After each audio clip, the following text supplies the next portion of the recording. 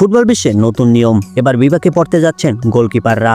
গোলরক্ষকরা যদি 8 সেকেন্ডের বেশি সময় বল ধরে রাখেন তাহলে প্রতিপক্ষ দল পাবে সরাসরি কর্নার কিক। হ্যাঁ, ঠিকই শুনেছেন, ফুটবলে এমন কড়া নিয়ম এর আগে কখনো দেখা যায়নি।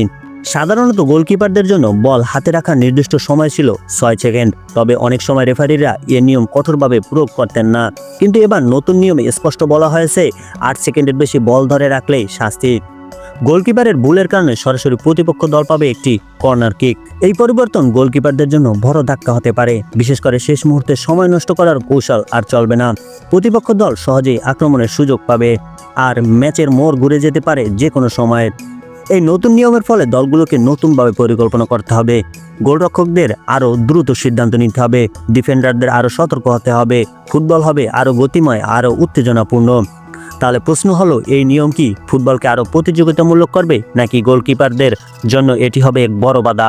সময়ই দেবে তার উত্তর। আপনার মতামত কি?